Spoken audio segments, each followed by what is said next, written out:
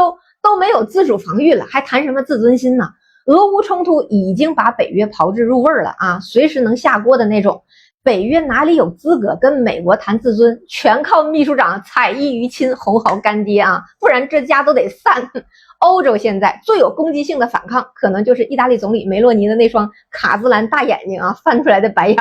而乐子呢，他是说来就来的啊，就在大统领大闹安卡拉，短短数小时之后，态度突然就从尖锐的对立骤然转化为温情的示好。根据一名参会知情人士向法新社的透露啊，说闭门会刚开始之后，特朗普的态度就快速的缓和，并且说啊，我们愿意与各位继续并肩站在一起，明确表示美国不会离开这一军事联盟。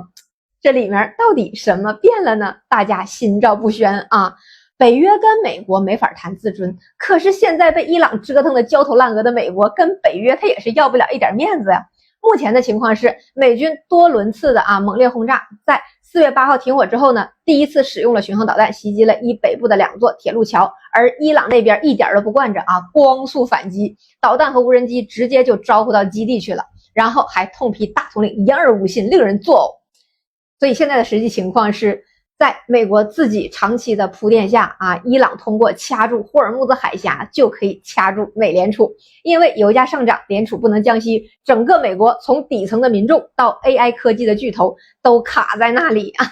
那各位想想，伊朗怎么不早用这一手？早用早灵了呀，早都解除制裁了呀。其实大家想，要是现在美国跟我们还是互为第一大贸易伙伴，委内瑞拉和俄罗斯的石油没有被制裁，现在的伊朗并不能够实现撬动美国的物价和阉割西方制造业的这个效果。可是就是在美国大搞友岸外包重返印太，跟我们脱钩断链，才使得美国现在的工业品非常紧张。再加上关税战把友岸外包给干趴下一片，本来好宽阔的路被自己给走窄了。现在伊朗顺势就跻身为大统领的这个福报好好的报应给大统领。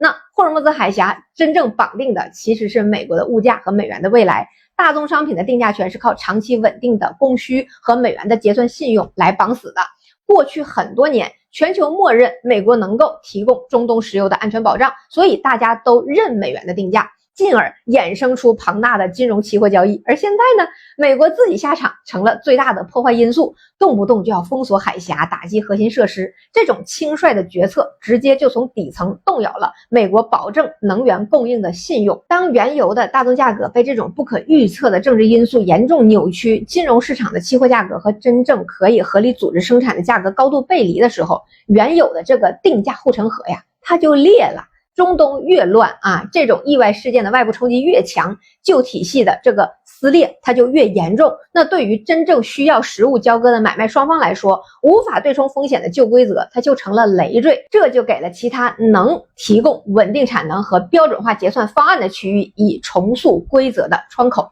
如今欧洲、日本、韩国大量的化工厂正在永久的停产关停，这波全球性的产能撤退直接就导致了海量的化工订单从欧美日韩大规模的转移回我国。荷兰、德国2大化工重镇大面积的现在减产停产，陶氏、壳牌、道达尔、英力士这些国际巨头纷纷关停乙烯、苯酚、硅材料等关键矿产资本更是彻底的看空欧洲化工。25年欧洲本土新建的产能投资比22年暴跌 81%， 那今年得跌成什么样那都说不好的事儿。日本化工说了好多次了基础化工产能持续收缩，没了乙烯香蕉都得吃焦虑的，你就说它焦不焦虑吧那韩国曾经盈利的主力PX 乙烯装置也从去年常年的满产降低到如今 70-80% 的开工率。原料涨价，环保收紧，利润压缩导致的大量精细化工产线只能低负荷运行，新项目不敢落地，老装置频繁停产。这意味着的是什么呢？意味着全球的化工即将被我们包圆了。